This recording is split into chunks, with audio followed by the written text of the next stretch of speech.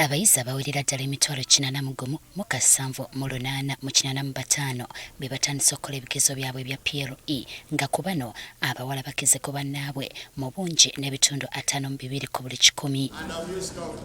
Wano mu Kampala weziweredde essaawa emu ey'okumakya ng'abakulira amasomero batuuse dda ku poliisi ya Jinja Road okunona ebigezo by'omugombola Nakawa.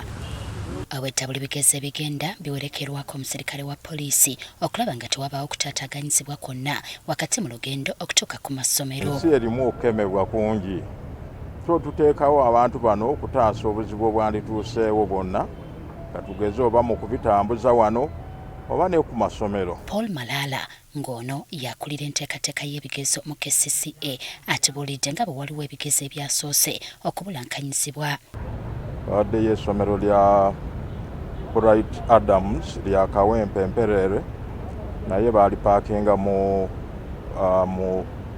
Old Kampala Police mu kifo kya Kawempe Police naye tufunye owa police ne distributor agenda okubitwala. Tutuuseko ku masomero agamu okulaba engeri gye geetegekeddemu ebigezo bino.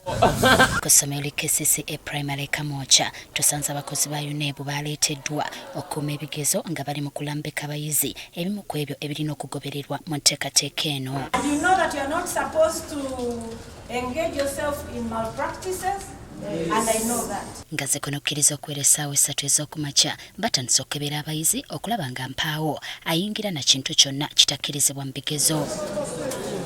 Bano batandise n'ekigezo eky'okubala nga n'olweggulo bakoze ekya Social Studies oba SST.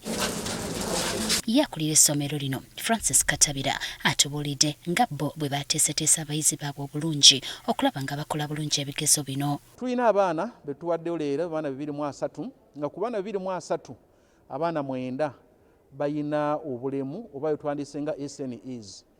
Tulina essanyu lingi nnyo nti UNEB bwe tuweereza abayambi b'abaana abo okulaba nti nabo baweebwa enkola y'emu okulaba nno bakola ebibuuzo awatali kusosola. Ono ategeezezza nga bwe waliwo abayizi 2 abatasobodde kutuula bigezo bino. Abamu kati ng'omwana omu omulenzi banne bamulumbye ku makya ne bamugamba jangu tugenda kukola bibuuzo omwana agaanye. Kati awo tulina kyakikolera. Okusinziira ku kitongole ekivunaanyizibwa ku bigezo mu ggwanga UNEB ebigezo bituusiddwa mu budde okwetooloola eggwanga.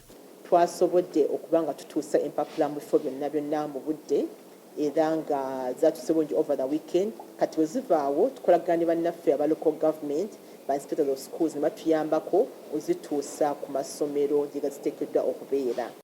Jennifer Kalule Musamba nga ye mwogezi wa UNEB ategeezezza nga bwe bawaliriziddwa okuteekawo enteekateeka ey'enjawulo mu bitundu ebitaataaganyizibwa enkuba. Tulina ebifo nga Katakwi waliyo enkuba yatonnya nnyingi nnyo, amasomero agamu ne gabeera nga gali cut off, ne gabeera nga galinga nga tegenda kubeera accessible nga ayinza okubeerawo obuzibu. Kati tukolagana ne ba local governments abaana ne babajja abali sayidi yeeyo n'abaleeta mu kifo kye balowooza nti kiyinza okuba nga kiri safe okubasobozesa abaana kukola ebigezo era basobodde okukola ebigezo ebulungi ku makya gano. Olunaku lw'enkya abayizi baakumaliriza n'ebibuuzo okuli eky'oluzungu ku makya ate olw'eggulo bakola ekya saayansi.